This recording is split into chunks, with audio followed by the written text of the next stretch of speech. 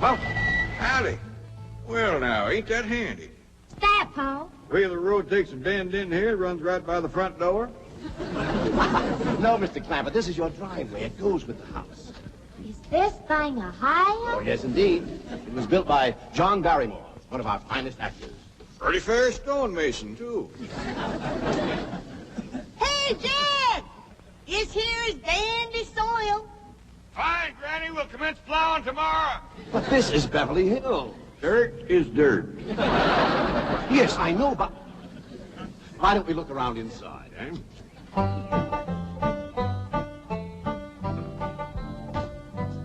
Well, here we are. I hope you're going to like this place I picked out for you. It may be a trifle larger than what you're used to, but I feel a man with $25 million in my bank should live in a manner that... Come in, this is your home.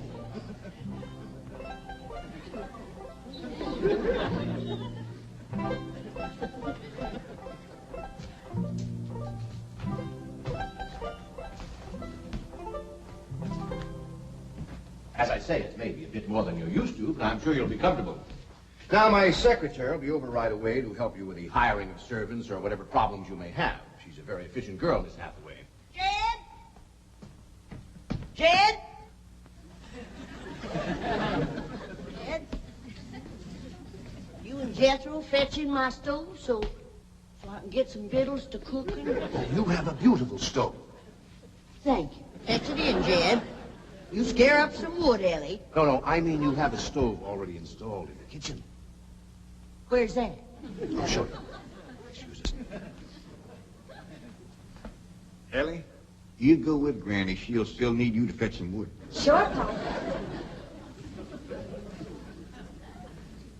Uncle Jed, guess what? There's a whole nother house up here. Jethro, come down from there. Like as not, that belongs to somebody else. This is your kitchen. Oh, and here's the stove. The last word in food preparation. And speaking of food, you'll find everything you could possibly want stored right in here. Eh?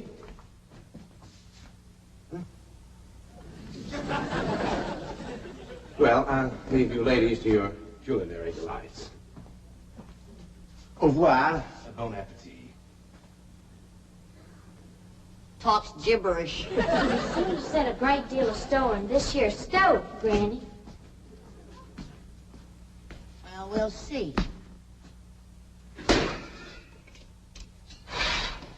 Ellie, you run out and fetch some wood.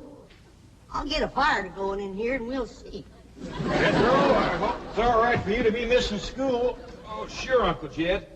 They ain't straight in the 5th grade. You in the 5th grade already? Starting this year. Don't seem like no time at all since I went with your ma to get you started in the 1st grade. You was 6 years old. No bigger than that. We drove clean over to Oxford so you could go to the same school your pa went to. You wouldn't know that town today, Uncle Jed. Oxford? Yes, sir. Where that town has growed and spread out and built up and just kept getting bigger and bigger. Where today, why, I bet you there must be at least 3 or 4 dozen people living there. A place like that's all right to visit, but I wouldn't want to live there. Do you have any assistance? No, thank you, Mr. Drysdale. We were just talking about Jethro here getting back to school. Oh, well, we have some excellent educational facilities out here, Mr. Clampett. Where do you go to school, Jethro? Oxford. Yeah, you see, Jethro's ma, that's my cousin Pearl. She married an Oxford man, so naturally Jethro, he goes to school there, too. I'm the champion crawdad eater. At Oxford? Jethro put away 3 buckets of crawdad. 4. And he's learned to cipher and everything. Cipher some for Mr. Drysdale. 1 and 1's 2. 2 and 2's 4. 4 and 4's 8. I have to take off my shoes to get any further than that. Never mind. I'm sure we're thinking of 2 different Oxfords. You see, there's one that's very, very famous and very old. That's where Jethro goes to school. Been there since pioneer days. That's how come it got its name. It's where the oxen used to ford the river. So folks took to calling it Oxen Ford, and later on it got shortened to Oxford. Well, I'll be running. Oh, by the way, here are your keys. My secretary should be over very soon. Well, thank you very much, Mr. Drysdale, for everything you've been doing for us. Oh, it's my pleasure, Mr. Clampett. You see, I'm not only your banker, I'm your next-door neighbor. Well, say, how ain't that nice? Well, now, why don't you bring your missus over tonight for supper, and I'll have Granny womp up a mess of grits and hog jowls. Well, you see, right now my wife is in Boston. Well, that's too bad. When'll she be back? Not too soon, fortunately. I'll see you later. Well, thank you, Mr. Drysdale. So long. Uncle Jed, you reckon one of these days I can have me a little bitty old taste of Granny's moonshine? Now, Jethro, you know the family rule about Granny's moonshine? You get your first taste on your wedding day and not before. Well, Uncle Jed, that might be an awful long time. I ain't even got me no sweetheart. How come? Why, back home, every time I get me a girl, one of them there big fellas would take her right away from me. We'll be out here in Beverly Hills. Paul, could I please have the axe? I gotta split some wood for Granny. Get you, Jethro. Ain't this place got a wood pile? Not that I can find, but I found a whole row of black old dead tree trunks, pretty near as high as this house. Is it kind of big for you to tackle? Well, shucks, no, Paul. They're only this big around, and all trimmed and topped and strung together with the black rope, so as no matter which one you cut, the others keep it from falling. Somebody had a right smart idea there. Just the same, I think I'd rather have Jethro do the cutting. Oh, Paul, let me. Cutting trees and chopping logs ain't no work for a girl. I'm just as strong as Jethro. You ain't neither. I am so. You ain't neither. I am so, too. You want to wrestle? Darn tootin'. Now, here. That ain't no fair fight. Somebody's gonna get hurt. Now, yeah, you see? You're getting too rough. Jethro. A person can get crippled from a hold like that. Get up from there. I can't, Uncle Jed. You turn him loose and get up from there before I take the strap to the boot. Now, here, you get out there and chop down one of them tree trunks and saw Granny some nice logs. Yes, sir, Uncle Jed. Could have whooped you if you hadn't tripped me. Emmy, come back here and sit down. I want to talk to you. Whooped him fair and square, and I'll do it again. You won't. That's what I want to talk to you about. Ellie Mae, you're getting too big to wrestle with boys. I ain't as big as Jethro. Big that way, I mean, a little growed up. You're a young lady now. You gotta start minding your manners and fixing yourself up real nice and wearing dresses. Paul, folks would call me a sissy. It ain't sissy for girls to act like girls. You see, Ellie, I raised you like a boy, and I was wrong to do it. I reckon every man liked to have a son, and you was my only young'un. And when your ma passed away, I just decided to turn you into a boy. By the time Granny come to help out, you was too wild to tame. By thunder, you could outrun, out-climb, out-fight, and out-shoot every boy in them hills. I still can, Paul. Yeah, but it ain't fitting. It ain't right for folks to go against nature. I'll look at old Duke here. You reckon we could turn him into a cat? Of course not. That's right. Because nature made him into a dog. It's the same way nature made you into a girl. Here lately, she's getting more and more positive about it. You mean my ears is grown? No, nothing like that. You're pretty. Oh, Paul. I know you don't like it when I say that, but you like it when the young fellas around here come in saying it, and they will. Only they'll probably be using words, fancy words I won't even understand. But Ellie Mae, ain't nobody can ever tell you how pretty you really are, except me.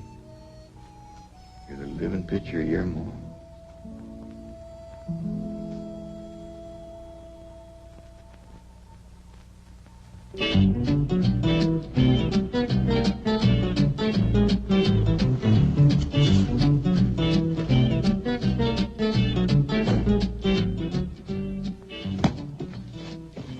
You still here? here? I thought you were going up to the Clampett estate. I didn't think it prudent for us both to be absent simultaneously. In the event of crises... The only crises you have to worry about right now is keeping Mr. J.D. Clampett happy. Now get up there. Tell me, how did you like the flamingos? What flamingos? I thought pink flamingos around the swimming pool would add a rather elegant touch. Mr. Clampett is not a man educated to elegance. That will take time. Right now, there are more pressing problems. Of course, getting settled, the servant problem. Well, whatever they are, just get up there and solve them. Now, J.D. Clampett is this bank's largest depositor, and I'm making his satisfaction your responsibility. I accept the mantle of responsibility with which you have cloaked my shoulders. And I shall so conduct myself that if this great financial institution shall last 1,000 years, people will still say, this was their finest hour. Andy wood, all right. Got a lot of pitch and tar in it. Ought to burn real good. Yeah. That flimsy grate holds up. Granny, this is top of that tree trunk. You want I should split it up too? No, just leave it outside. Yes, sir. This place ain't even got a wood box. Yeah, folks don't need much wood out here. Remember what Pearl said? It don't get cold. Yeah, I remember. It might not get cold in the day, but it sure freezes solid at night. How you know? I show you how I know. Every bit of food in this here storage bin is froze harder than a rock. Yes. Oh.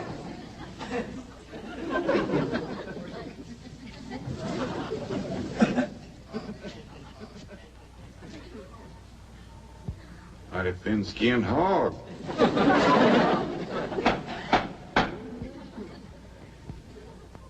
But I'll be doggone. Take me 2 days to thaw out that ham before I can ever cook it.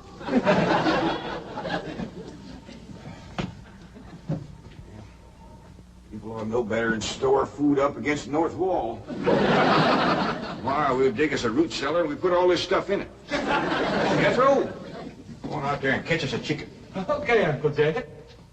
How you know we got chicken? Place this size is bound to have chickens. You know, frozen.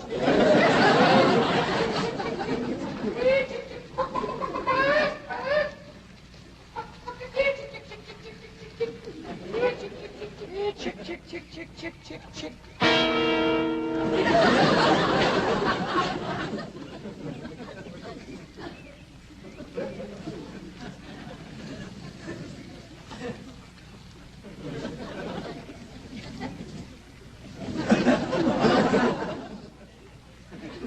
Are you a chicken? Here's that bucket. You want it? You take it, Ellie. See if you can find a creek. I gotta have some water. You know a pump on this place? It ain't even got a well. Uncle Jed, Uncle Jed. Yeah, boy. Did you find a chicken? I found something. I ain't sure if it's a chicken, a goose, a duck, or what. Where is it? I couldn't catch it. That thing can outrun a jackrabbit. There ain't no goose or duck. Must be a chicken. If it is, I was right about things growing bigger out here. That thing was this high. A chicken? Ah, Jethro. Honest, it's got legs this long. Gibby's on the drumstick. Drumstick ain't much. Whoever gets that neck is eating from now on. Commences here and runs plumb up to here. You ain't forgot what I said about Granny's jug of liquor. I ain't been at Granny's jug. You have your in for it. Honest, cross my heart. Where'd you see this chicken? Down by the cement pond. Cement pond. Uncle Jed, that pond is the fanciest thing you ever did see. Why, they are steps, so's the cattle can walk right down into it and get a drink. And up at one end, there's a lady standing there made out of rock. And she's a-pouring water out of a jar right into that cement pond. Oh. Well, that's how come that big old pink chicken to get away from me. Flew right over the top of that there rock lady, landed in that pond, and swam like an otter. Just flapping them big old pink wings and hollering. What color did you say that chicken was? It's pink. Ain't I told you that stuff would stunt your growth? Miss Granny, I didn't touch a drop. You and me is going to the woodshed. Jethro, you swear to be telling the truth? So help me, Jefferson Davis. You take your hat off when you speak to the president. He ain't president no more. I'll have no Yankee talk in my kitchen. Jethro, you and me is going back out there and corner that chicken. Granny, you get your fire to going.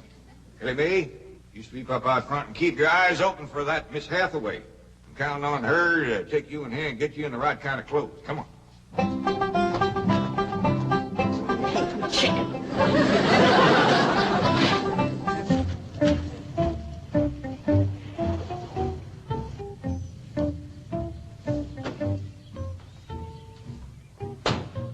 You there, young man? I ain't a young man, but I sure do thank you for thinking so. Good heavens, you're a girl. Yeah. I'm Jane Hathaway, executive secretary to Mr. Drysdale. And you, I take it, are a domestic of some sort? Cleaning girl, housemaid? Just what are your duties with Mr. Clampett? Well, he sent me out here to sweep up. But he said you'd take me in hand and get me in the right kind of clothes and everything. Indeed, I shall. We have a complete servant's wardrobe from chef to chauffeur. Come with me. What in the name of Thomas Chippendale is this? Has Mr. Clampett seen this disgraceful and unsightly mound of debris? Oh, yes, ma'am. This is all his. Oh, what charming antique. Just like you said, Jethro. Rock lady pouring water into a cement pond. Yes, sir. And over there's where I seen that great big pink chicken. Only thing is, it don't sound like a chicken. It makes a kind of hollering noise.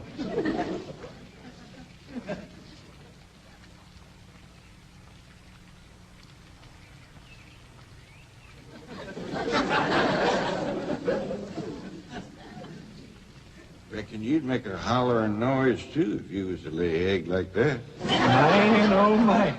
That's what I call an egg. And you won't have to worry about food now. Wait till she cooks this.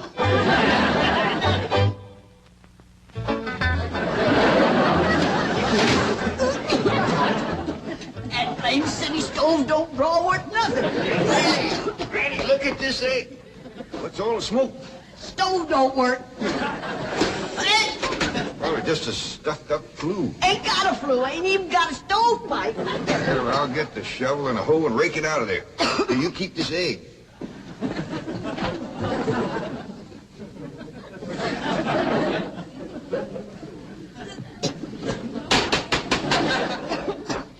Just like everything else out here. Froze solid.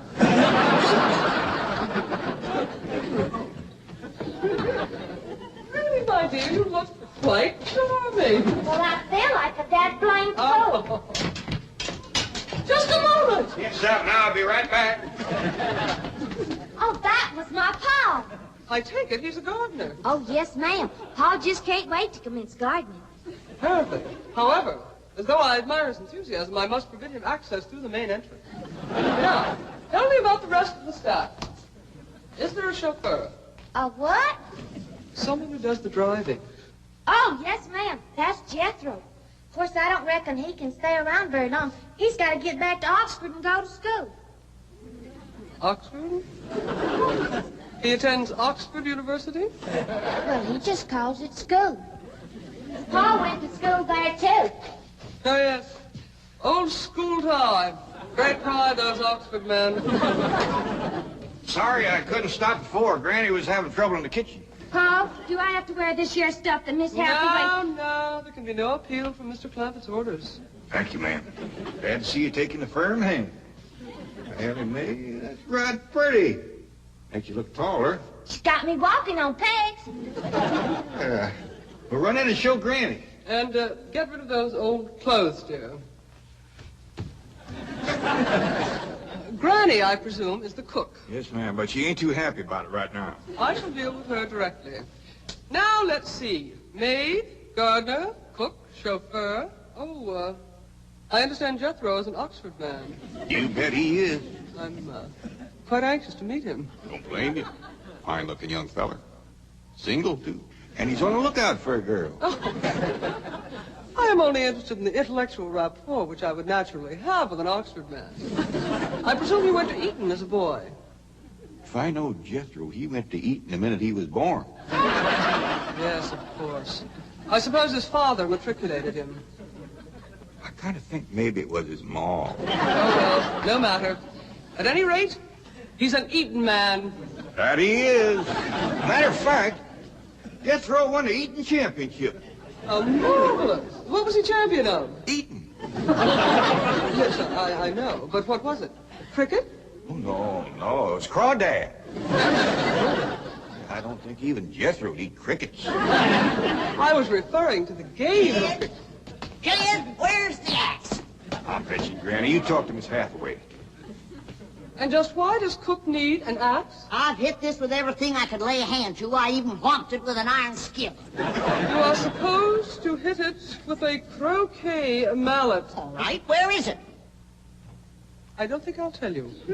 There is a time for work and a time for play. Now then, what are we cooking for Mr. Clampett?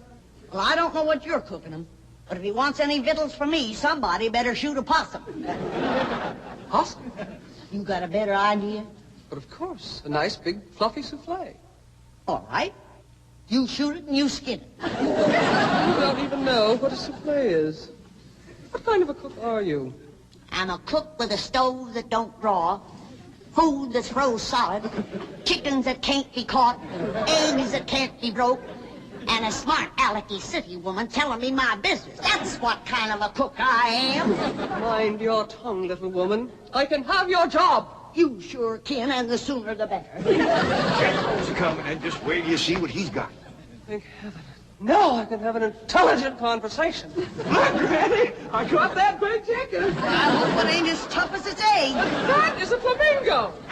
Oh, no, ma'am. That's my nephew, Jethro. Jethro, say hello to Miss Hathaway.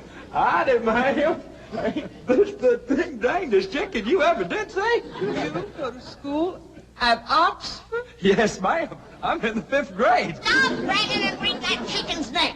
Ellie Mae! No, stop, you barbarian. Don't harm one feather of that beautiful bird. I've taken just about as much as I'm going to take from you. Yeah, Granny. Ellie, you get the fire going under the big kettle outdoors. Young lady, where is your maid's uniform? I ain't going away. Oh, yes, you are. No, I ain't. Oh, yes, you are, if I must subdue you forcefully. I wouldn't try Hang that. on, let go!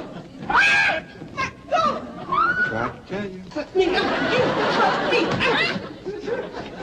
I'll settle on her, Ellie. You get the fire to go. Now, here, Granny. Come on, let her up. Get off of her. You are discharged. All of you. Sacked. Fired.